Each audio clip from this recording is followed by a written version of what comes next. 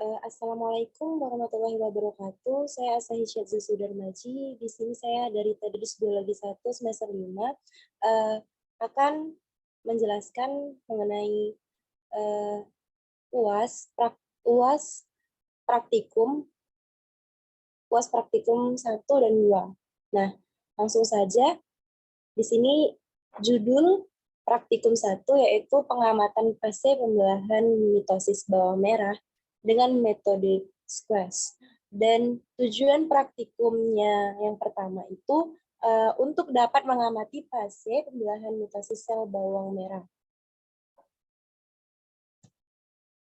Lalu prosedur kerja praktikum 1 itu menyiapkan alat praktikum 1, alat dan bahan yang digunakan. Yang kedua itu potong akar bawang merah, kemudian letakkan pada cawan Petri dish.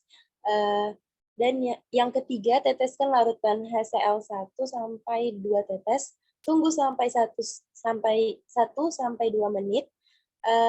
Lalu pindahkan preparat ke cawan Petri dish. Lalu kemudian letakkan safranin 1-2 tetes, kemudian tunggu 1-2 menit. Pindahkan ke objek gelas dan tutup dengan deklas atau cover glass. Lalu tekan dengan pensil sampai gepeng. Selanjutnya amatilah pembelahan sel di bawah mikroskop. Apa sih fungsi fiksasi dan maserasi dalam pembuatan preparat akar bawang merah dalam percobaan praktikum 1? Nah, menurut saya fungsi fiksasi dalam pembuatan preparat akar bawang merah ini dalam percobaan praktikum 1 itu adalah untuk bisa menghentikan aktivitas seluler dan mengawetkan proses yang terjadi ketika akar bawang merah itu dipotong. Nah, sedangkan fungsi maserasi dalam pembuatan preparat akar bawang merah dalam percobaan praktikum adalah untuk mempermudah proses pengamatan tahapan pembelahan mitosis yang dapat dikatakan berhasil terfiksasi. Lalu, bagaimana sih hasil pengamatan sel ujung bawang merah pada video praktikum yang ditampilkan? Menurut saya, mengenai pengamatan sel ujung akar bawang merah pada video praktikum yang telah ditonton, yang telah diberikan, yang telah diamati, terdapat seperti gelendong-gelendong yang berwarna merah di bagian tengah, seperti pada gambar di bawah, dan terjadi pembelahan pergeseran kromosom ke kutub yang berlawanan, serta membran sel terlihat memanjang. Selanjutnya, judul dan tujuan praktikum kedua. Judul praktikum kedua adalah variasi hewan, manusia, dan tumbuhan. Dan tujuan praktikumnya adalah menjelaskan tipe-tipe keragaman pada tumbuhan, hewan, dan manusia. Yang kedua itu membuat cakram genetika. Lalu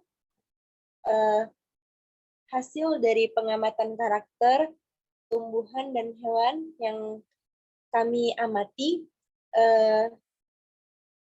hasil pengamatan karakter pada tumbuhan dan hewan yang kami amati adalah setiap individu atau spesies memiliki suatu perbedaan yang menyebabkan adanya variasi hewan atau keragaman untuk hewannya itu seperti warna bulu, warna mata, dan warna ekor. Sedangkan pada variasi tumbuhan, untuk keanekaragaman seperti bentuk batang, warna bunga, dan bentuk bunga yang dimiliki tumbuhan tersebut.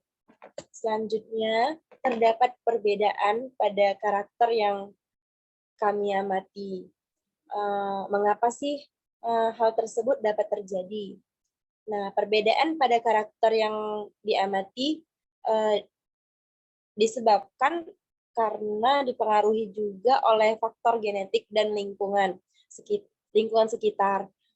Karena variasi hanya hasil aneka kombinasi informasi genetik yang sudah ada dan tidak menambah karakteristik baru pada informasi genetik yang dan variasi ini selalu terjadi dalam batasan informasi genetik yang ada.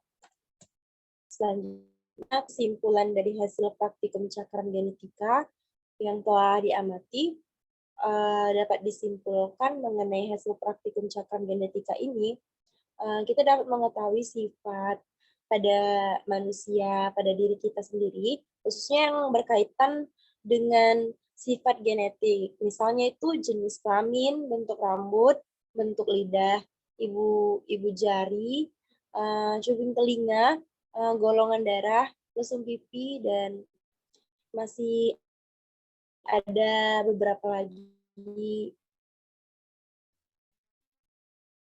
Mungkin itu saja yang dapat saya paparkan mengenai UAS praktikum genetika ini. Kurang lebih saya mohon maaf. Terima kasih. Assalamualaikum warahmatullahi wabarakatuh.